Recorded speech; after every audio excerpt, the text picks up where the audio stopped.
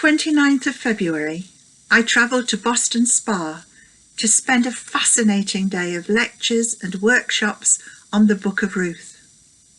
I learnt a lot, and I must give credit to the brilliant teaching shared and received that day, particularly that of the main speaker, Dr. Rachel Starr, author of the Bible Month Toolkit we were issued with.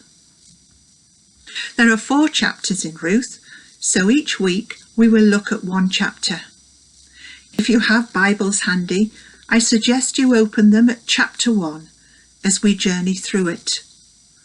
The well-known story of Ruth is set in the time of the Judges and can be found immediately after the book of Judges in our Bibles. This first chapter is a story of despair and bitterness, of change and hardship, of love and loyalty, and it starts with a picture of desperate need.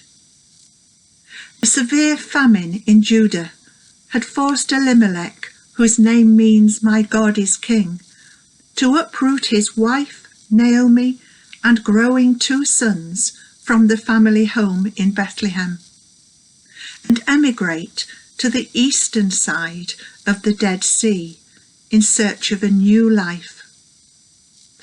They would have trekked at least 50 miles through the northern kingdom of Israel to the land of Moab.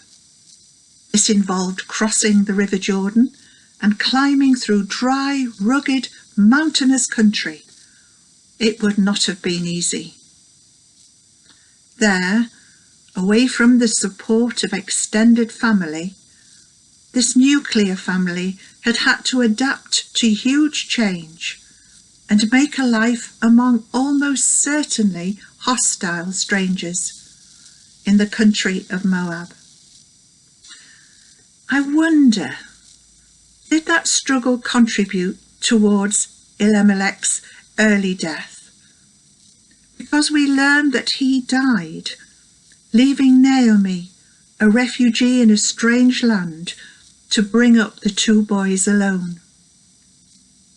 Mahlon and Kilian eventually married 2 Moabite girls. The Hebrew word used here implies that these girls may have been stolen brides. Girls taken, raped, and then married. Not an unusual process in the culture of the time. This is perhaps a timely reminder that we should all think twice before we judge the actions of the past by the standards and morality of today.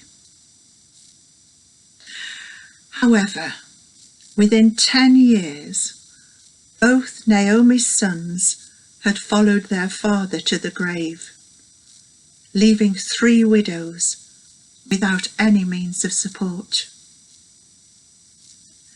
Naomi had had enough, and having heard that the harvests in the Bethlehem area were once again good, in her despair she decides to return there, accompanied by all that she had left, her daughter-in-laws, Ruth and Orpah. We can perhaps try to imagine how she might have brooded on the dreadful sequence of events she had experienced in her life as they started out. Then suddenly a thought strikes her, and she stops in her tracks. What happens next refutes all those anti-mother-in-law stories by beautifully reflecting the loving bond that had apparently developed over the years between Naomi and her daughters-in-law. Despite the prospect of facing a difficult journey alone through desolate wastes back to Bethlehem, Naomi was genuinely anxious about the welfare of Orpah and Ruth. Starting with a prayer of blessing, she there and then released them from the bonds of their duties towards her as her sons' widows. urging them to return to the security of their mothers' homes. Here in Moab, they would at least stand a chance of marriage. However, neither Naomi, the girls, nor we have any way of knowing how welcome they would have been in those homes from which they'd been absent for at least 10 years. I was recently reminded as I joined All We Can slot on Facebook at 1:17 that in countries where many advances have been made over recent years in dissuading parents from marrying off their daughters by arrangement, how in this desperate time of pandemic, when jobs dry up and incomes disappear, an arranged marriage may be seen by poverty-stricken parents as the only hope of providing survival for a young daughter. What Naomi avoids saying, but what would be perfectly obvious to the first recipients of this story, is that as despised Moabites, Orpah and Ruth would certainly not find husbands in Judah, because their ethnicity would rule them out. Tearfully, Orpah decides reluctantly to return to the culture she knows, and who can blame her?